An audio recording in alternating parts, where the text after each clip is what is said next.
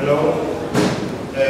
So today we have a special class lecture because we invite Ignasi Cubiñá and his company, that is Intelligent Growth, to be part of our academical staff. In fact, Christina, that just arrived. Sorry for the delay. I didn't know that you were waiting. So Christina is giving a seminar on metabolic structures, and then Ignasi is giving something between a lecture and a class. We hope that the students will be arriving soon. So Ignasi is BS Bachelor Science. Right. BS in BS.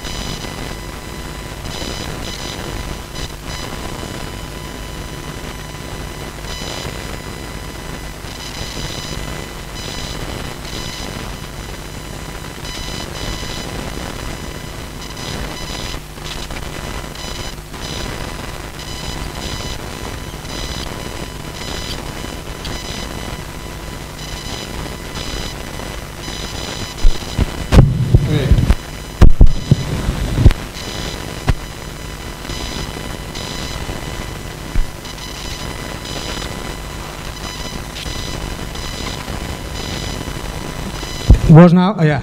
Okay. Great. Okay, hello everybody. Thank you, Vicente, for giving me the chance to share some of the expertise and the knowledge of Cradle to Cradle. As he just said in his introduction to me and to my company, Cradle to Cradle is not just a way of trying to define new models for architectural design, but Cradle to Cradle goes much beyond architecture. And indeed, in a very provocative way, I just defined this little lecture as Cradle to Cradle beyond Beatifiers. What does this mean is that we think that, especially in places like Barcelona, for too many years, our design principles, they have been guided by how to make things attractive, how to make things sexy, how to make things commercially appealing, instead of how to make living things. And what we are going to talk today is about how to design things as living things. Just one remark is that I think, this next century is going to be one and forever the century of designers. But designers in a broader and a really broader scope. So designers from all different fields and disciplines. It's not the wall of designers for designers. It's the wall of design for the rest of the world. Yeah. Sorry. Yeah, I'm moving. Yeah, sorry. Yeah, move my hands too much. So this is our approach on how we can design a wall for 9 billion people. So the first question is, when we talk about how to develop design and strategies, they always come to the discussion whether the main problem of our civilization is the population growth. Are we too many? So if you look at some of the statistics that have been running up and down in the last 30 years, it seems that our business model, our civilization model, is based on the use of natural resources and non-natural resources to produce wealth. And this wealth production has as a direct consequence the growth of population. So there's a kind of a direct correlation between the use of resources the growth of wealth and the increase of the population. If you look at some of the scenarios that have been drawn by the Club of Rome, for instance, they tend to say that, well, there's a tendency to get collapse on that. Because human growth for the last 100 years, as a pattern of growth, it has been more like a bacterial growth than like a mammal growth. So we have a growth exponential factor.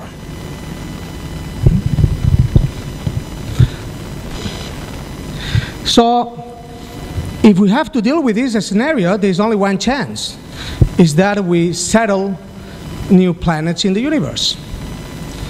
Because the limits of growth, and the way we face the limits of growth, I mean, they lead us to, I mean, to be settlers and colonizers of new planets in the end of the day. And this picture is not from these days. This picture is from the 19th century. So, hold on, yeah. Sorry, I just mixed this up. The reality is that we have one planet.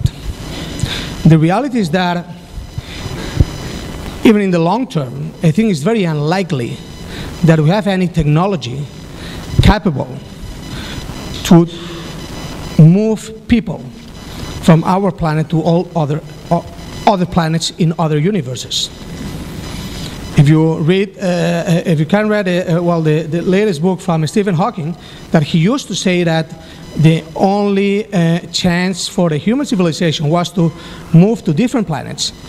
He has turned his mind back to from this concept, when he says this is simply not possible, just because the likelihood of being in the space of a living region in the universe is very narrow. So the living conditions in the universe is very narrow.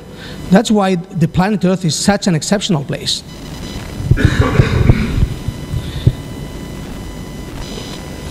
So there is here, one of the main issues here is that what has led us to this, to the current situation. You know, this famous sentence of Einstein, the same way of thinking that brought us to this situation will not move, will not let us evolve, to a next situation.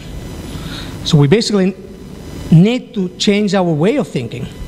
The way of thinking of our civilization, our industrial model, is based on a cradle-to-grave model.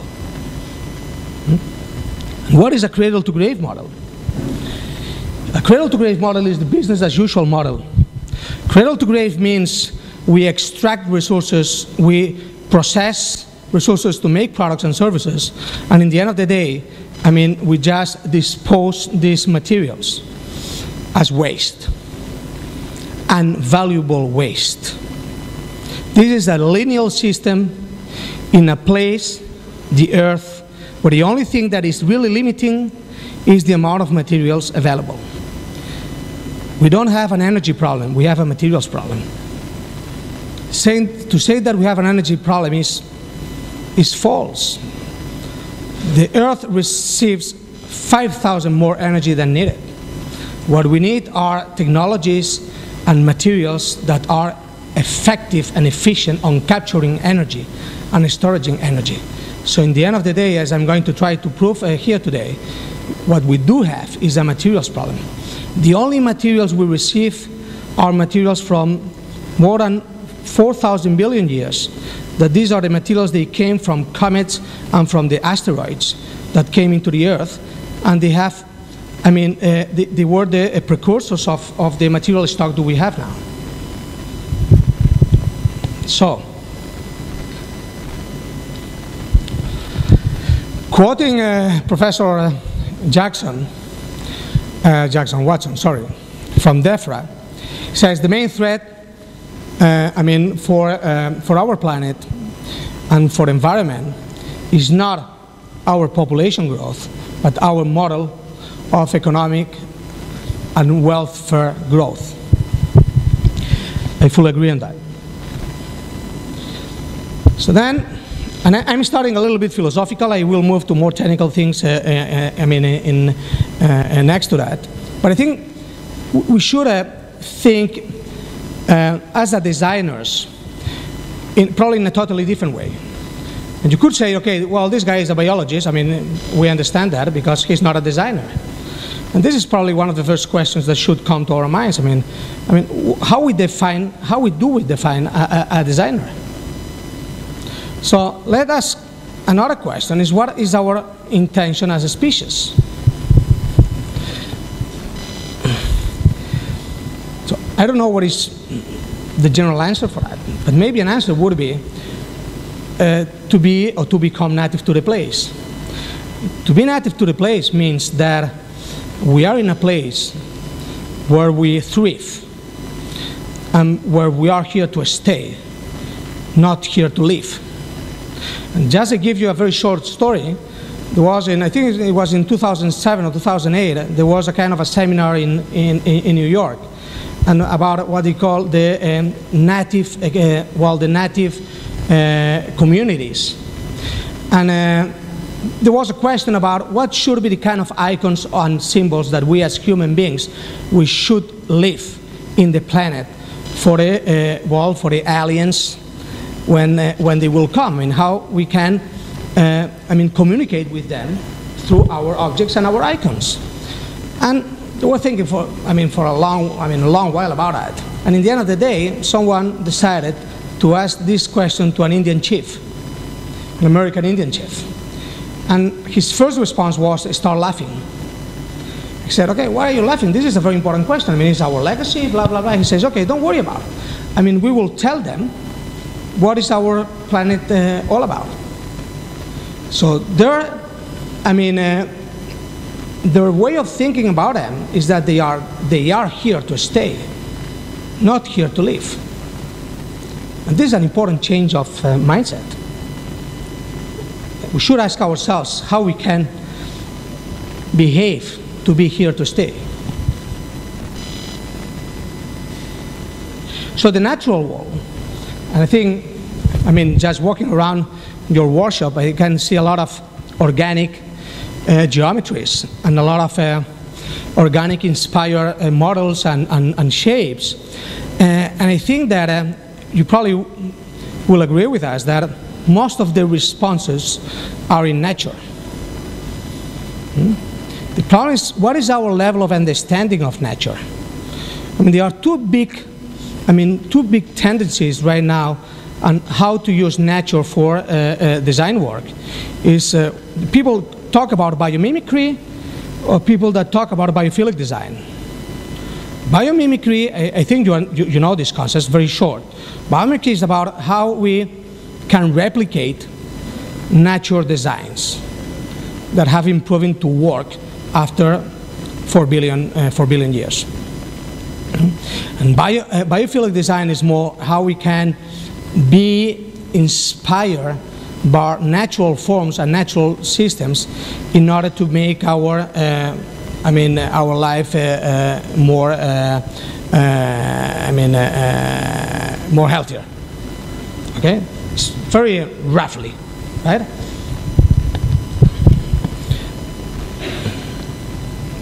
So the first thing we should ask ourselves is that what kind of objects and artifacts we as human beings we design and we produce, and what are the kind of questions that we ask ourselves? Does anybody knows what is that? Well, this is the alternative, the former alternative to the good job the Romanians are doing now in Catalonia.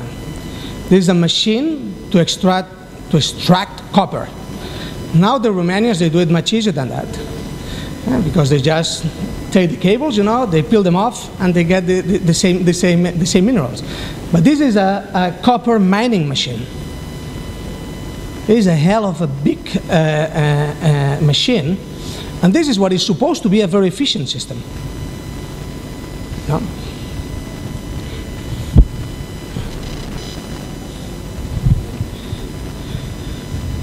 But if we try to integrate all different aspects about design, and we think about our goals and our intentions, and this is a sentence from Bill McDonough. He says, this is very American, by the way, our goal is to be in a delightfully diverse, safe, healthy, and just world with clean air, water, soil, and power, economically, equitably, ecologically, and elegantly enjoy. I mean, elegantly enjoy. So this is, when I'm talking about going beyond beautifiers, doesn't mean that we should make ugly products or ugly systems. It's just that we should try to go beyond that. Still, aesthetics, still emotional aspects are very important. So elegantly enjoy.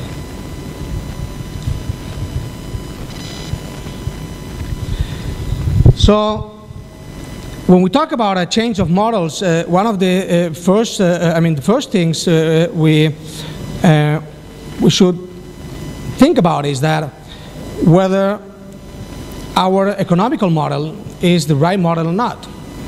There's a lot of controversy whether capitalism, whether we have to redefine capitalism, whether there are other economical models that can be a better solution to our reality and so on. So this has been always a controversy between socialism and capitalism, which one is the best model. And what we say is that we don't talk about that. What we talk is about capital, about ecology, and about equity. And what we try to do is to use a design framework to optimize the benefits in a well-balanced situation from all different angles.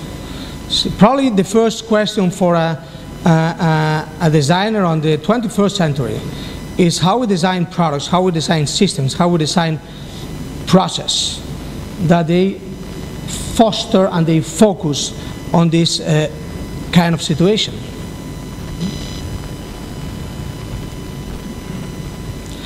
So in the end of the day, what we have is a design problem. And we really believe that we have a design problem. Normally we don't really talk about sustainability. We talk about good quality design. And the questions we ask is that whether our designs are serving the purposes we are looking for. So if our aims and our goals are that we design buildings that they are unhealthy, it seems apparently that in some places we're doing a pretty good job. Because buildings in the last 20 years, especially office buildings, hospitals, schools, they have become, to a certain extent, places more unhealthier than they were 20 years ago.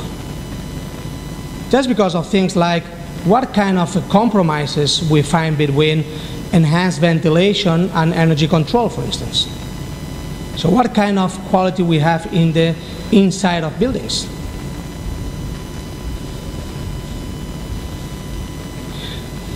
Funny to say that still in California you can see in a public building a warning like that. You're entering this building to your own risk. So you should know that in the materials of these buildings there are carcinogenic substances that you will be exposed to. And because the American law is so crazy in these kind of things, I mean, they are making these kind of warnings.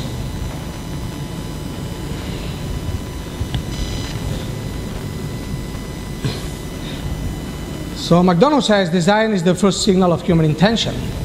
And he makes a joke saying, okay, well, we should be a little bit modest as designers, you know. I mean, just think about the fact that it took us 5,000 years to put wheels on a trolley. So we think we are very good designers, but probably are not that good, you know. So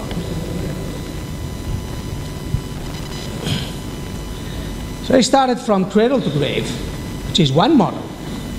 I mean, how familiar you are with things like a life cycle analysis? Are you familiar with the concept of life cycle analysis? A life cycle analysis is a methodology that assesses the environmental impact of materials and processes. So a life cycle analysis is based on the assumption that everything we make has an environmental impact. Can anybody think about another species that has environmental impact? Do you think that ants, they have environmental impact? Do you think that any mammals, they have environmental impact? Even cows that they are now, being in the, in the pipeline, as animals that they generate off-gassing, methane and these kind of things. Do you think that cows without a different kind of feeding, they would create any environmental impact? Not really. So why we should try to minimize our environmental impact? Why we should try to minimize our ecological footprint? We as a company, we started making some measurements on ecological footprint. What we do, our designers, that they design products, that they are good by themselves. Designers that they design product systems with a positive environmental footprint, with a positive footprint. To be good is not to be less bad. So we need designers for the good, not for the less bad.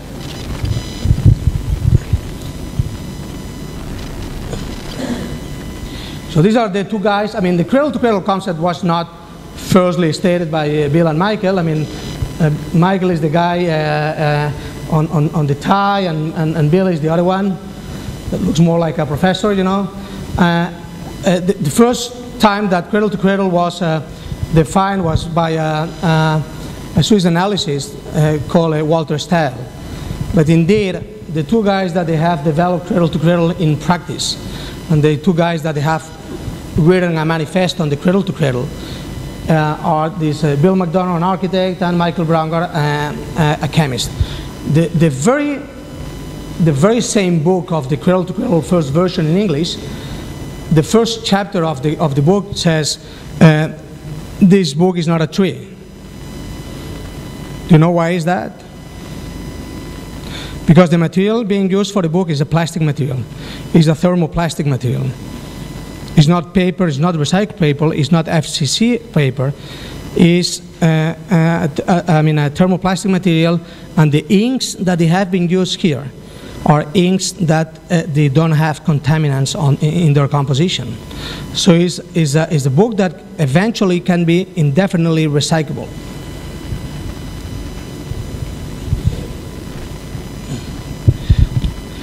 So, going to the more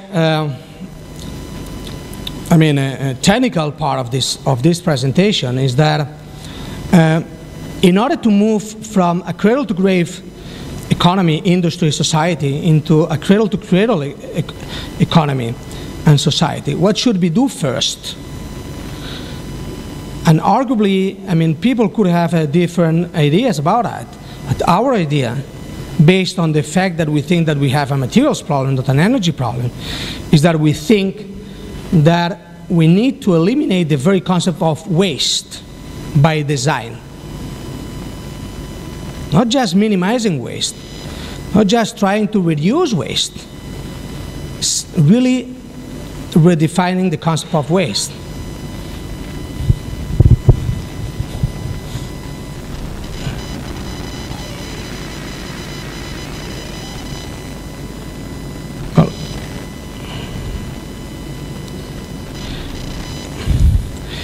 So, why waste is so important is because if we don't want to live in a wall of limits, and if we don't want to be constrained by limits, but constrained by imagination, by intuition, and by creativity, which is a much more positive agenda, by the way, let's first, talk about thermodynamics. And Einstein, 70 years ago, he already mentioned that what I'm really worried about is not energy, is the conservation of mass, of matter.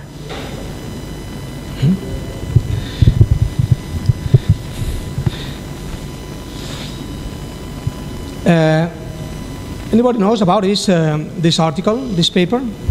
This is an article that has been reading in Scientific American in November 2009. It's by a guy in the Stanford University. It's called Mark Z. Jacobson.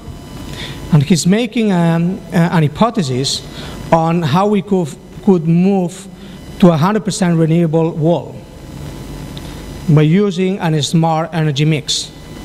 And this simulation is a 24-hour simulation in California and gives you what are the different technologies that could be implemented in order to have 24 hours of green power.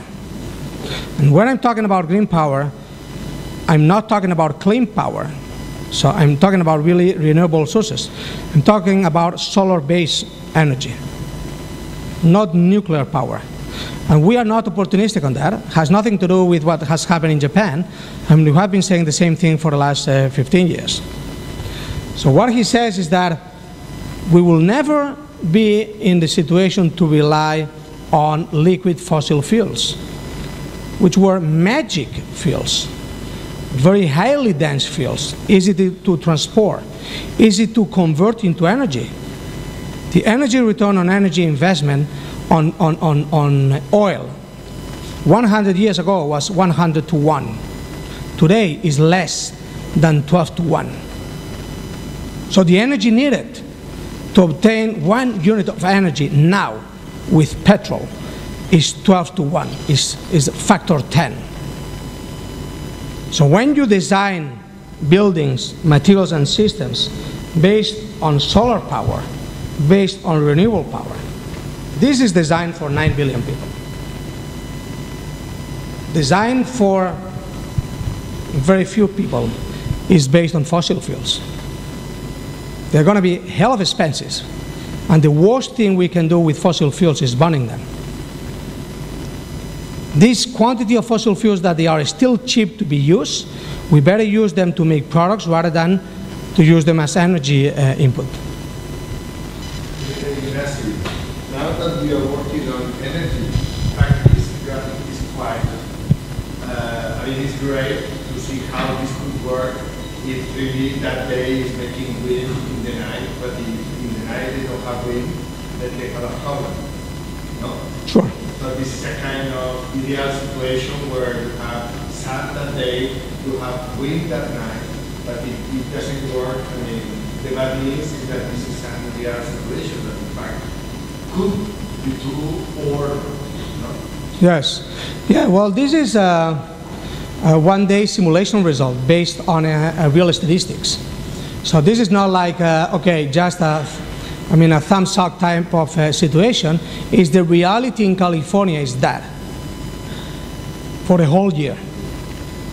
So what they said is... The bad news about the, obviously we are working on this, but the bad news on this is that this can be the average, but then that night they don't have wind.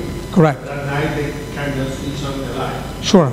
And then if the average is, the next day will be the double of the wind. Sure. So in order that there's something connected to the renewable energy works, we need to store energy. Absolutely. This is a crucial question, how to store energy in a cheap way that can make this possible, even the day that the blue light is not arriving to the level.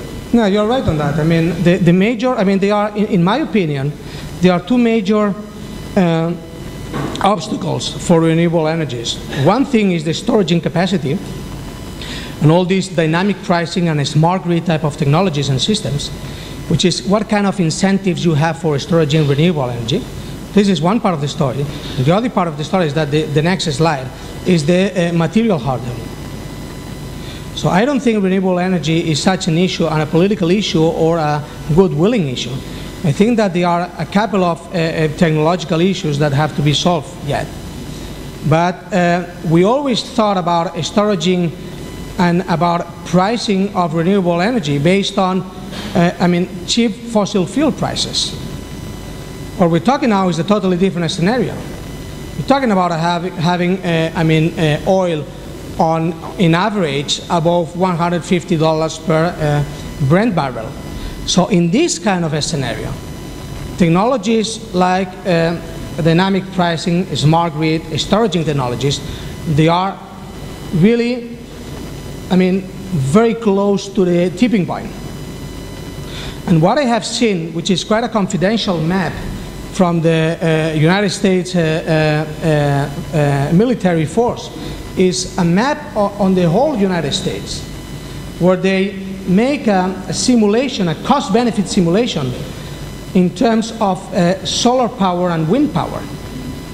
And for more than 50% of the whole United States, there is a break-even situation with the current cost of fossil fuels, including infrastructure, storaging, and distribution. So I recommend you to read this paper. I mean, and not only the paper, there's a very nice ebook, and there's the whole paper that is benchmarking all the different alternatives that we have technologies mature enough to be implemented, you know. So, okay. Well, that can go. So this is the other side of the coin. And this is why we put so much emphasis on the material issue. And in the end of the day, materials are the building blocks for everything we do. From a packaging to a building, from a car to a fabric. So we live out of materials. So the reality is that you can see here the bars with different hues, different color hues.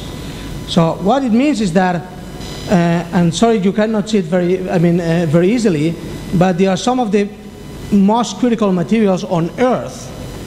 And there is an optimist scenario and a more pessimist scenario. And what is being said is that most of the critical minerals, they are very close to a scarcity.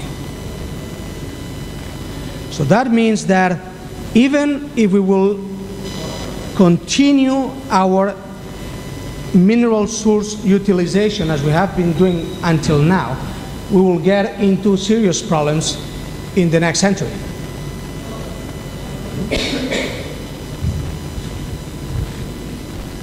And if we look at renewables, the crucial minerals for renewables, that's why we think that the material shortage, the possible material shortage, are these ones. So silver, tellurium, neodymium, indium, platinum, and lithium. Are you working? I mean, I think all of you know about it, all these different strategies on electric vehicles, electric cars, and so on, correct? So the best storaging system we do have right now is the lithium-ion electric batteries. All the lithium on Earth is concentrated between Chile and Bolivia. And the systems of mining lithium in Chile and Bolivia are totally different. They're much more technologically oriented. The Chileans, the Bolivians is quite more complicated. But in the end of the day, the problem is that if we would like to build up an electric vehicle infrastructure, we should very quickly develop a system for recovering lithium in the end of the day. That's why people talking about electric vehicles, they are starting to promote electric cars where batteries are not part of the object. Batteries are on lease in order to have lithium as a product of service system.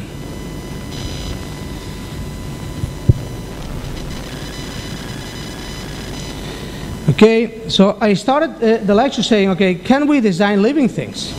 So if we think about a living thing, what are the main features of a living thing? So a living thing is something that has growth, uses free solar energy, and works on open metabolisms. I think these days you are getting some nice classes from Christina, and he talks about metabolisms, material energy metabolisms on buildings, constructions, and all different segments. In the end of the day, we see systems as metabolisms. Whether they are closed or open, they are suitable and they comply with thermodynamic laws or not. Closed metabolisms are not viable they are not complying with the second law of thermodynamics. Open metabolisms, they do. It's very simple. So we like effective designs better. Is anybody wondering whether a cherry tree or an almond tree is a very efficient machine? Are you asking cherry trees in the middle of the countryside if they are efficient machines? Not really, right? Why? Because we believe that natural designs are designs for abundance. They produce their productivity. You are talking about self-productive cities. The basis of the productivity is not how much energy they use, it's what they do with the energy, which is a totally different approach, by the way. It's not about a quantity of energy, but it's about a quality of energy. It's not about a quantity of materials, it's about a quality of materials. It's not about embodied energy, it's about exergy.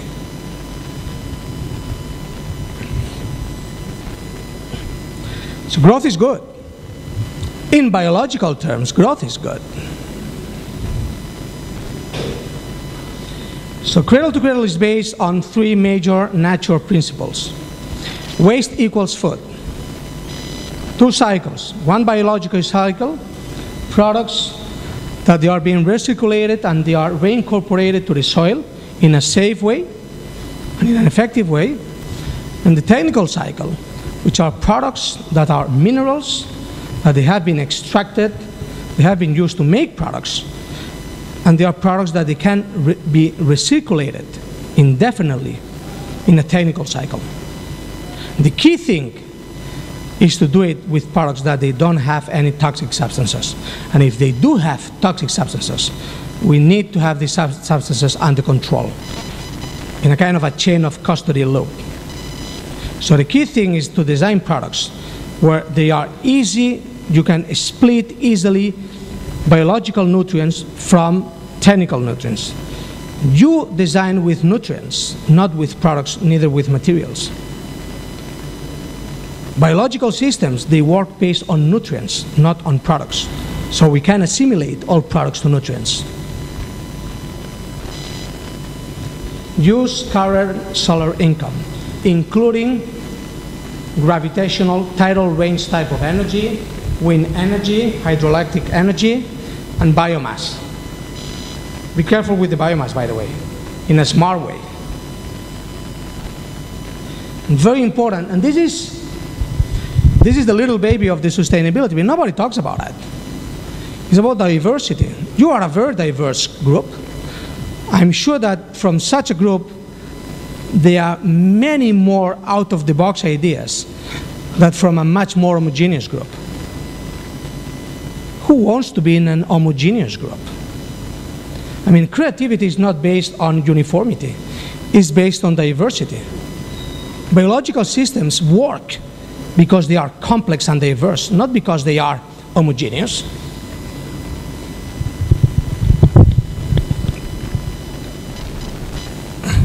So the question is no longer whether growth or no growth, but what we want to grow. So I think you would agree with me, what we want to grow is prosperity, health, security, community, peace, culture, diversity. Probably missing some more adjectives.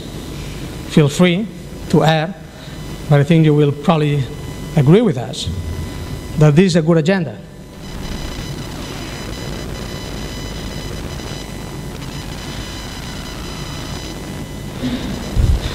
So if we want to design for optimal sustainability, if we want to design beyond sustainability, if you want to design for long-lasting design, not long-lasting products, but long-lasting design, we should move from an eco-efficient way of thinking, that means doing more with less, into what we call an eco-effective way of thinking, which is not doing more with less, it's doing more with more for more people and more time. It's not about dematerialization. is about rematerialization. In the end of the day, I mean, what does it mean, zero emissions? If we don't want to generate emissions, we better die. No emissions, end of the story. Do you think that carbon dioxide on itself is a bad thing? Carbon dioxide is a very good thing. The problem we have with carbon dioxide is we produce it and we allocate it in the wrong place, as you will see later on. So the gap between the two things is about leadership. So the good design goes beyond beautifying. And this is a picture of Katrina in New Orleans. We all know about effects of bad design in cities, in the perimeters, in the forest management. So what about when we think about designing the landscape? We do things like that. So we think about designing things that they really fit into nature. It's not necessary to design things that they are mimicking nature, but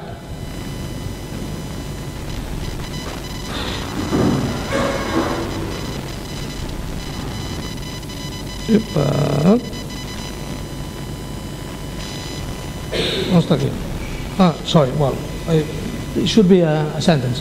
Okay, this is simulation, correct? This is, but it's just, I mean, I think there are some ideas and some models here that they are looking for similar things, you know? I mean, how we can, I mean, generate space and productivity on top of the buildings, on top of the urban structures. This is a funny one because this is in China, and the need for some green roofs and some cultural adaptations in some Chinese cities bring to situations like this one. This is rice that is being produced without water. This is a dry rice production. So there is no methane production. There are not mosquito problems here. And there's quite a nice productivity, as you can see. So asking different questions, I mean, bring different solutions.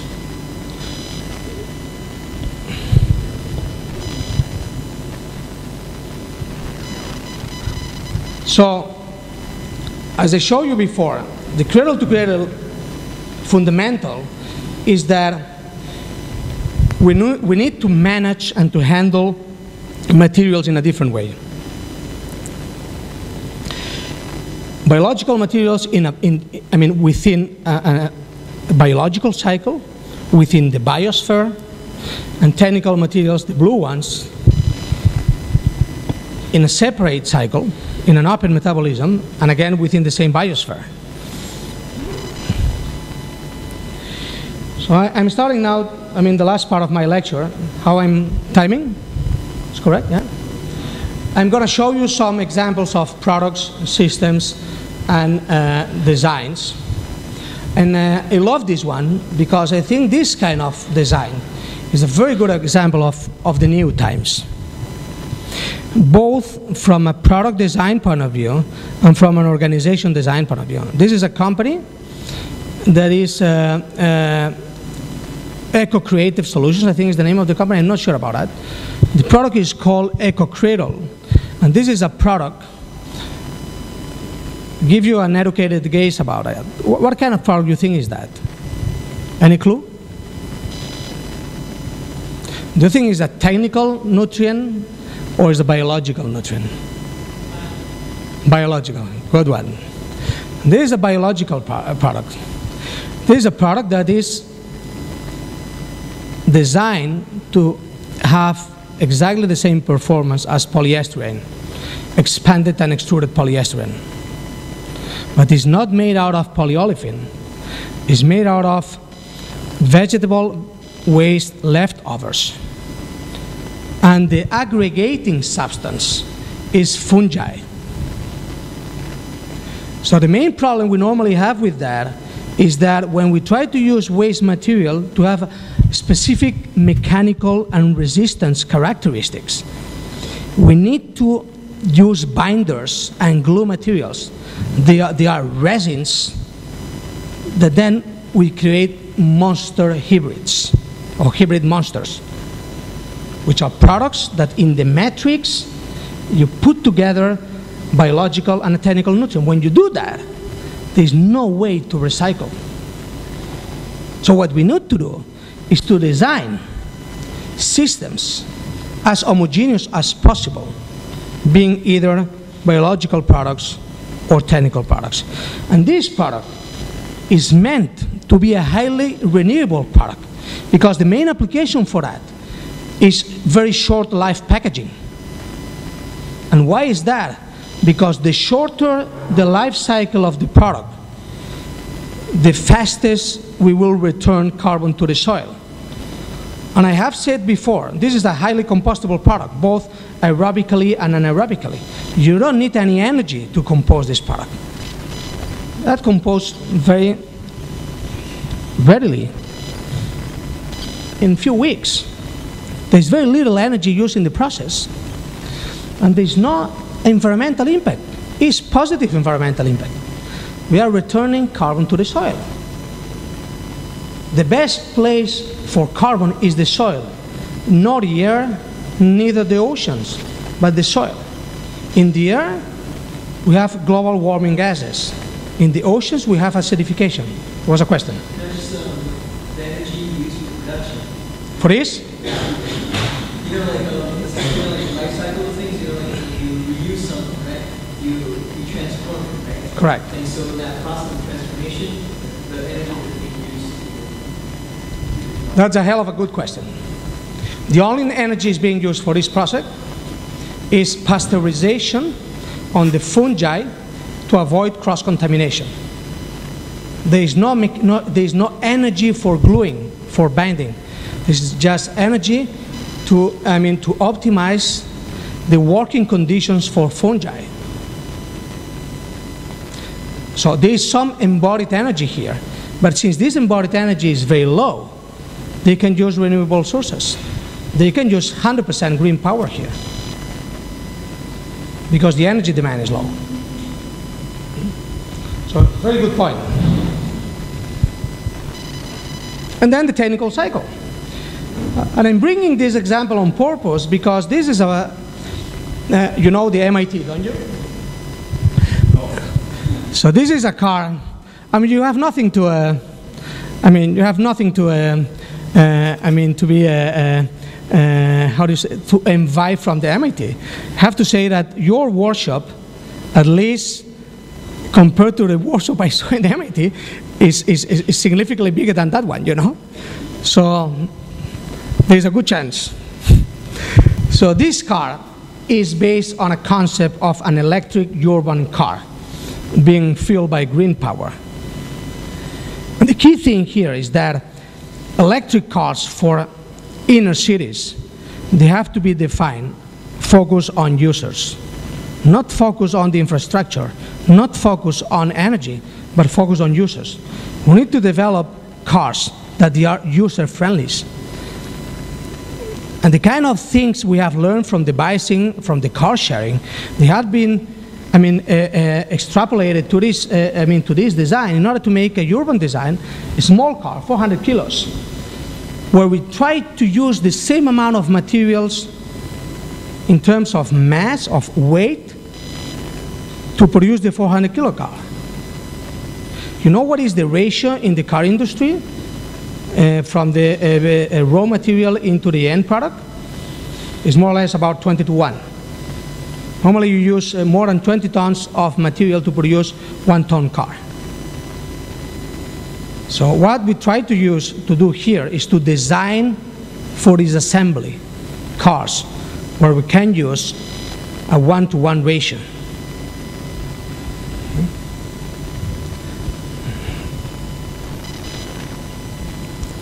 So I think I don't need to get deep into that, you know, Christina, because I think you have been talking about that.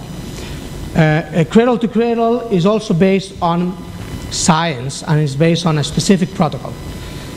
And we try to cover all different aspects on material selection, process, use, and what we call not the end life cycle, but the next life cycle.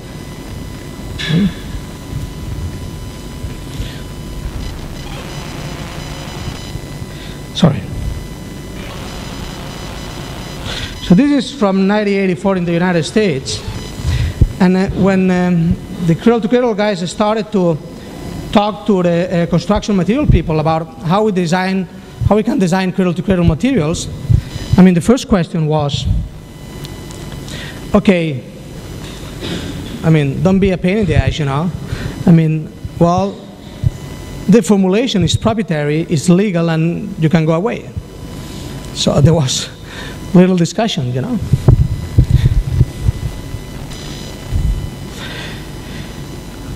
So we're trying to move from the situation of the Proposition 65, where we don't really know what we have in our products and our materials.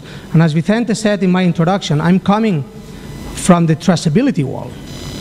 When you produce foodstuff or you produce pharmaceutical products, you are not allowed not to know what is in your composition. Doesn't mean that we know 100%, we don't know 100%, absolutely not.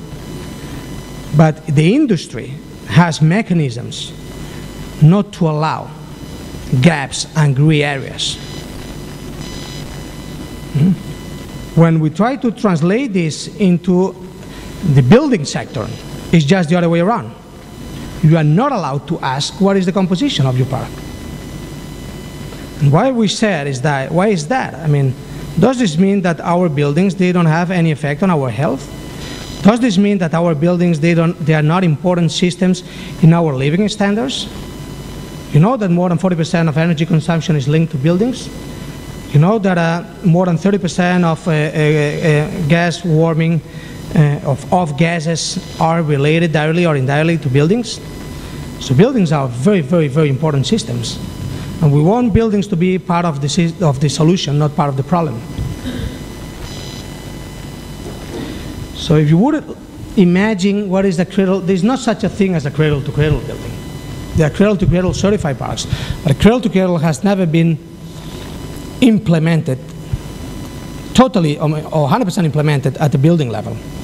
So we use the principles of the cradle-to-cradle to design buildings, but it's still not what we would like to define as a cradle-to-cradle building.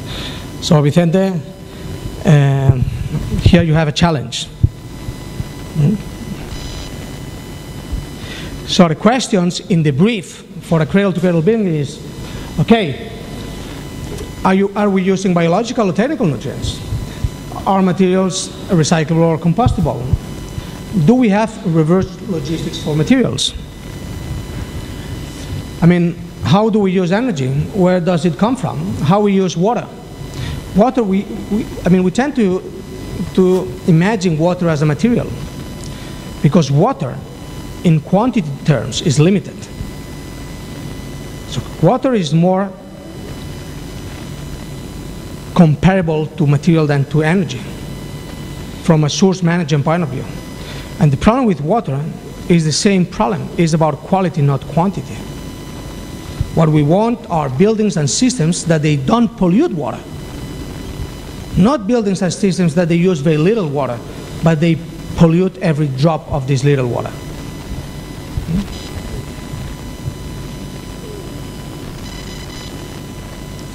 So instead of talking about a life cycle of buildings, we talk about a cycle of use for buildings.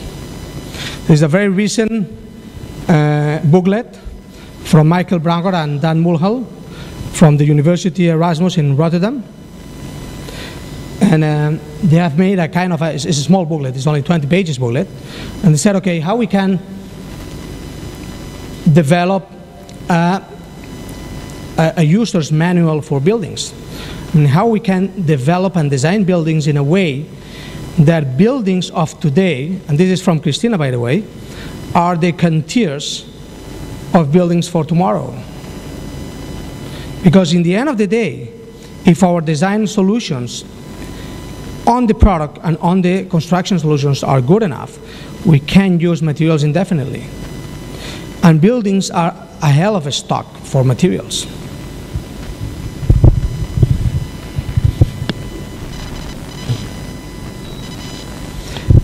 Have you ever seen this one? Okay, from Christina? Christina! Okay, so we know this one. Huh? I mean, what is the different life cycles of the different materials in a building, correct? If you look at it from a life cycle analysis perspective, and you try to measure acidification potential, eutrophication potential, natural resources use, blah, blah, blah, all the different environmental impact indicators, you will always come to the conclusion that from a life cycle analysis point of view, the site and the structure, they have the highest impact.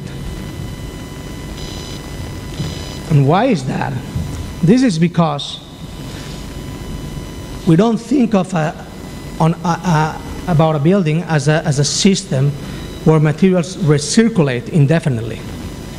And I remember when Christina was giving her thesis, they said, okay, if you make a material and energy flow analysis, you get that most of the material impact is on the construction phase and deconstruction phase, and the energy impact is in the use phase of the building, correct?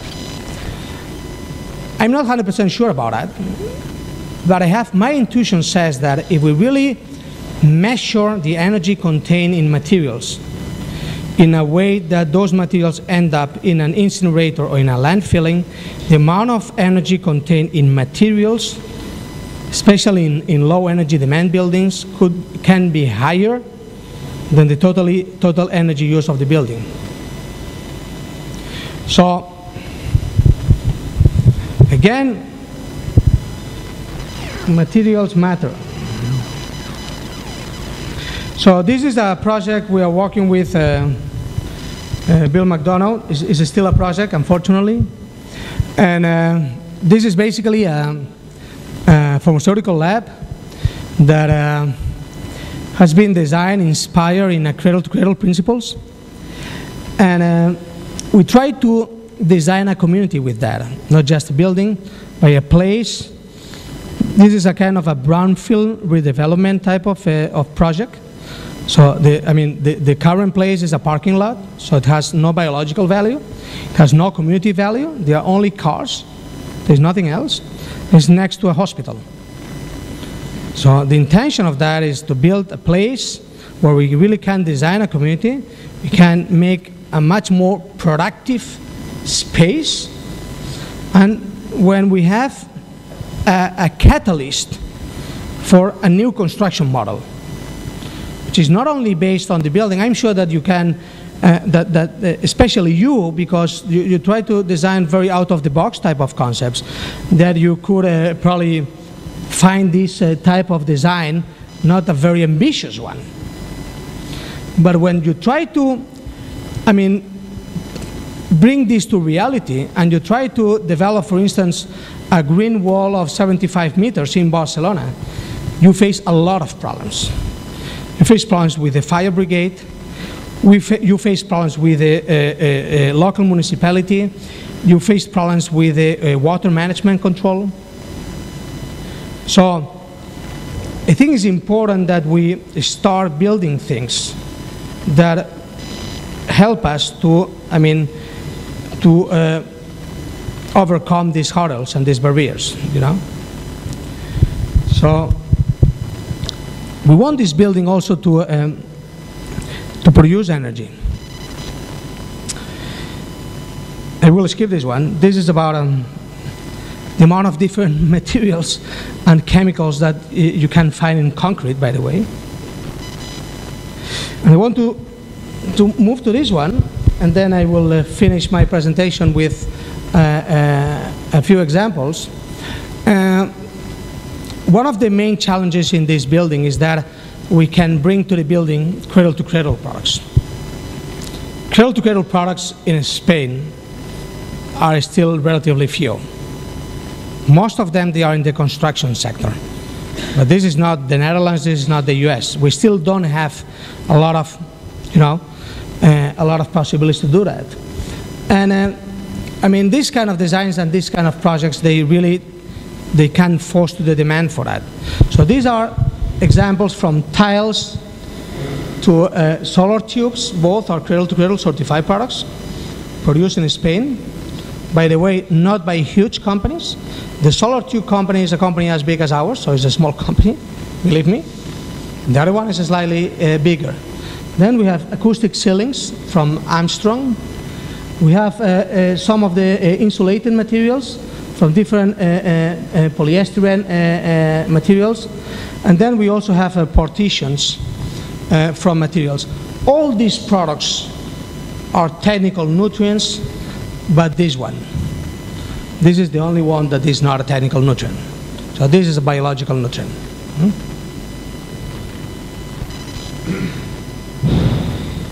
So in the building also we want to celebrate diversity, not only in the community, in the human community, but we also try to do some, some games with some design strategies. And for instance, one of the, it was from the young people in the project, is that on the flooring design, they look for natural inspirations. And in this case, this is a collection of endangered species of butterflies in Catalonia. So the point was that, can we use the same pattern to do it with ceramic tiles? So these are cradle-to-cradle ceramics using butterfly wing patterns.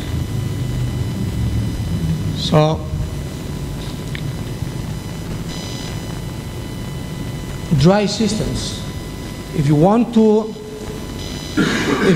collect materials in a building, you need to not just to design the material properly, but to design the construction solution. The construction solution is as important as the material. If we stick tiles to the floor and we cannot remove the tiles, we're not going to get them.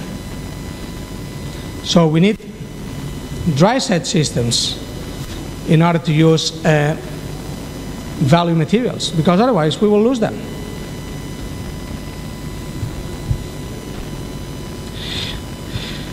This is a construction system for flooring. And this is a system based for highly flexible spaces, where, you can see here the symbol of the cradle-to-cradle. This is all technical nutrient, but the good thing of that, and why I'm showing this slide, is that the whole concept of the material, the whole concept of the company is based on the business model. So how we can recirculate materials, how we can shorten the lifetime of materials. We have an obsession for high durability. People normally, they assimilate, they link sustainability to durability because they are based on materials, on the macroscopic level. But when we talk about durability, we talk on the microscopic level. We talk about molecular durability.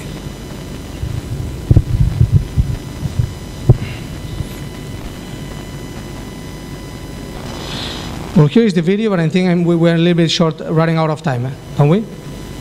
Yes, So, and my final proposition to you is that the designer role is not just a guy that is making nice drawings. It's not just people that they are very creative, imagining things, but it's also about how we rethink business models. It was in the company Cradle in Italy 1.5 months ago, and I was talking to the owner of Cradle, and these people, they have been working with Philip Stark and Antonio Citerio and Lisoni and tutti quelli. And I asked him, okay, because they have their own design department, it's a Kappa design department, and they have their own technology. And when I asked them, why do you work with Stark and you don't work with somebody else? And I don't know Stark, and I don't really know his job very much. But he said something that is very interesting to me. He said, because they are two kind of designers. There are designers that they think about themselves, and there are designers that they think about a benefit to the company. And what we need are designers that they think about a company. So we need designers that they design things that they can be brought to the industry. So they can be as ambitious as they want, but they want that they also put, the goals and the aims of the industry at the same level as their own egos. So when we do that, and we think about different business models, we also think about products that we use in a different way. So products that we don't need to own, but we can lease or we can rent. So instead of buying lamps, buying lights. This is from, Thomas Rauch? You know Thomas Rauch, Vicente? No. Okay, so just to, coming to the end. In the cradle-to-cradle world, there are different players, and they are also cradle-to-cradle architects, cradle-to-cradle inspired architects. I have said before that there is not such a thing as a cradle-to-cradle building, but there is such a thing of a cradle-to-cradle agenda for designing a building, So these are some examples of the Thomas Rauch architecture's office. So this is an example of a refurbishing, a redesign of a building. This was, the starting point. By the way, this is the building for the headquarters of the WWF. So this is an environmental NGO, right? So they turned this into this building based on two main concepts. How to refurbish an old building with new materials, and how to refurbish an old community into a new community. So basically the point was how we can make, this place more native to the place, and how we can use an old building to design a new community. How we can bring natural light into the place, how we can redefine spaces, how we can add green power in the ceilings.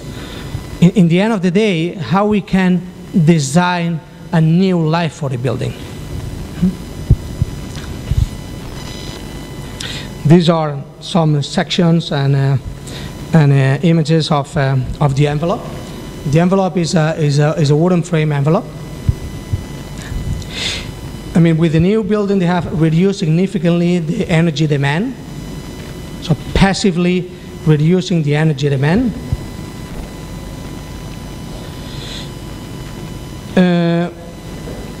This is another one that I like very much, and I will show you what is the end of the story.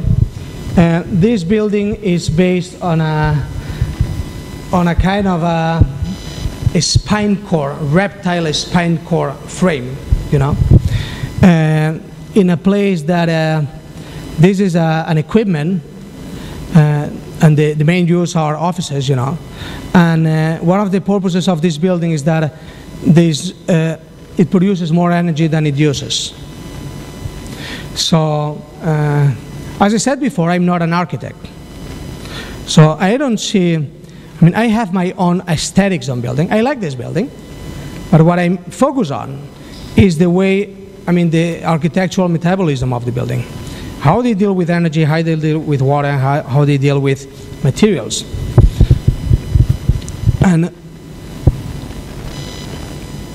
well, I think there are some interesting solutions here, some good configurations, some good orientations, some systems that you probably know better than me.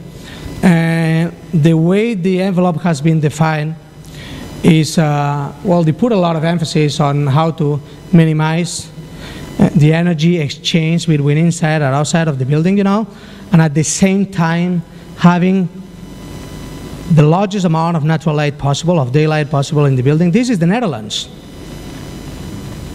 So it's a much northern latitude. So they don't deal with solar factors the same way we do.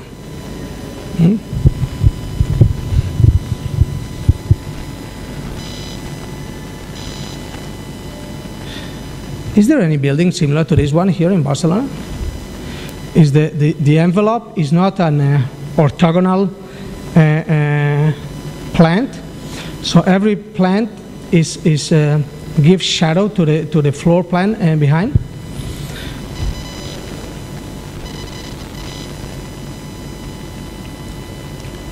And the last thing, but not the least, is that in their current office, most of the materials and most of the equipment is being used. They are materials and equipment on lease. Lights are on lease. Furniture is on lease. Carpets are on lease. I think the only thing they are not on lease are consumables. Pencils and pens and paper and this kind of thing. Because obviously this cannot be on lease. But for most of the rest, they are on lease products, And then I'm finishing with this one, is because this is our little baby, I mean, we are not an architect's firm. So we started with this project 5 years ago, and we knew nothing. So basically we had some good intentions, some young guys, and some different ideas. But we have a clear thing in mind, is that the most important thing, in our opinion, to do good design is in the first place to ask the right questions. On the second place is to share these right questions with the rest of the people.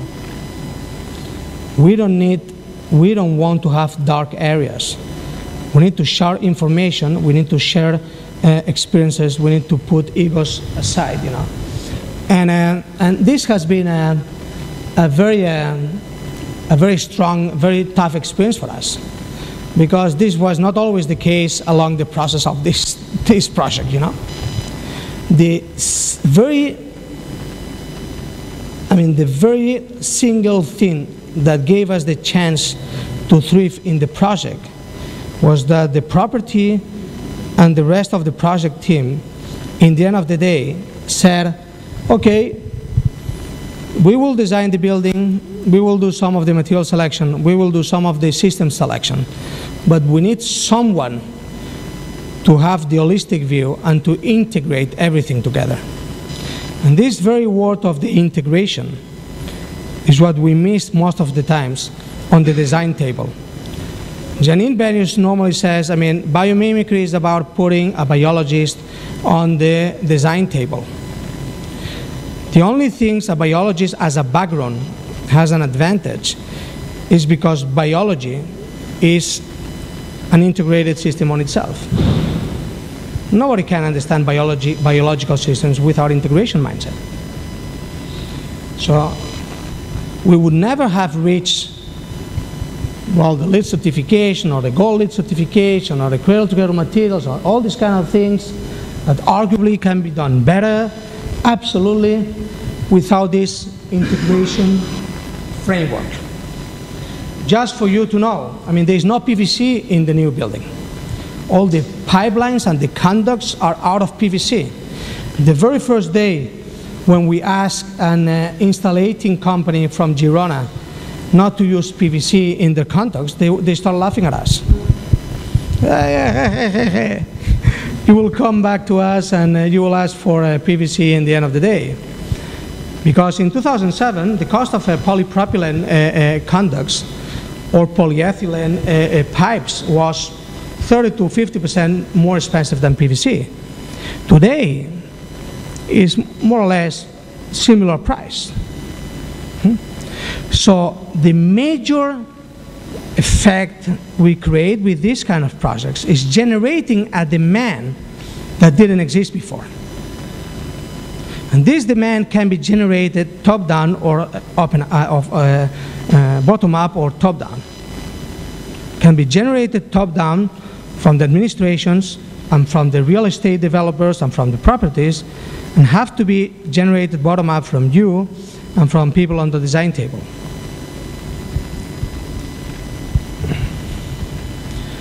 So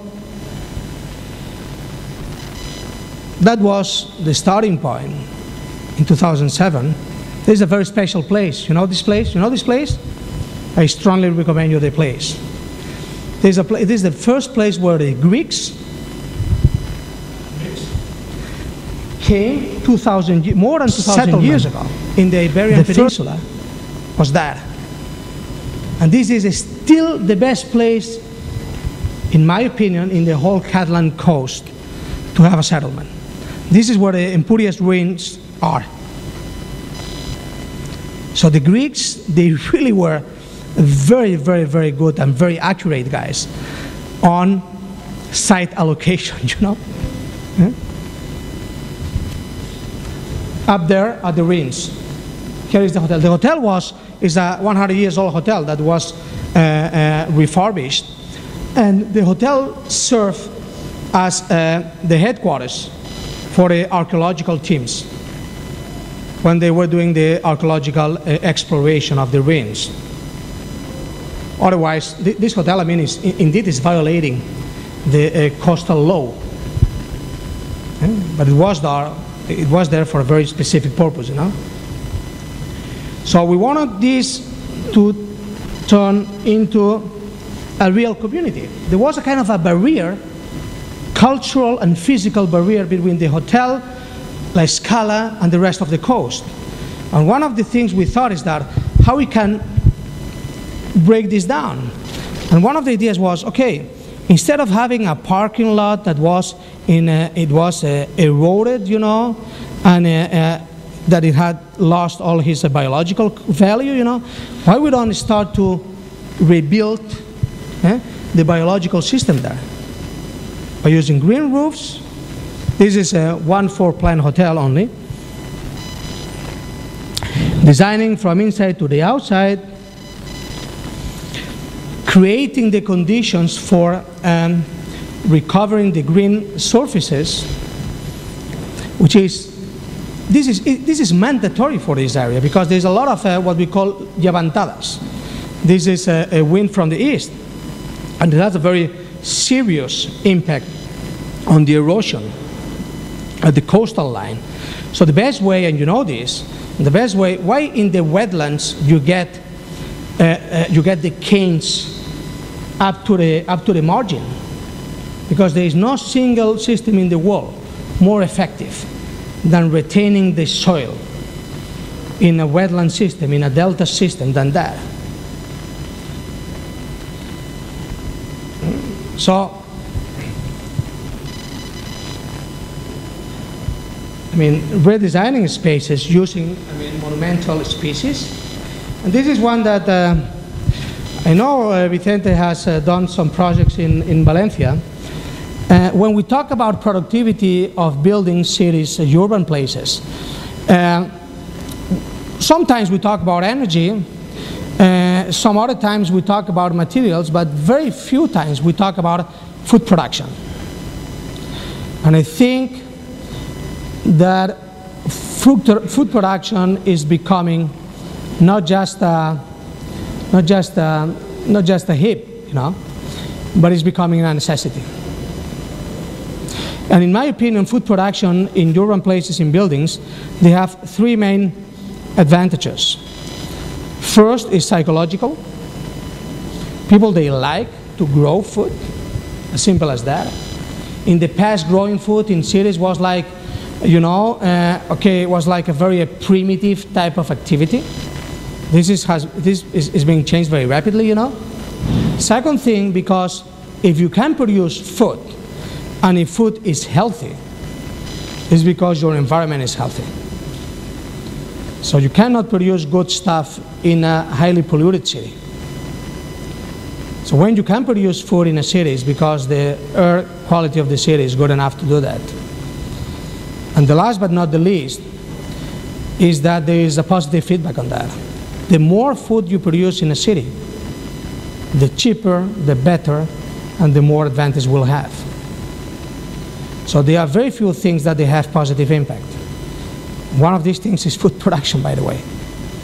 If by the same time we can produce food, we can produce materials out of biological matter that they can be used as refertilizers to produce this food, and we close the loop on the biological mass, then is the perfect situation in my opinion. Thank you for your time.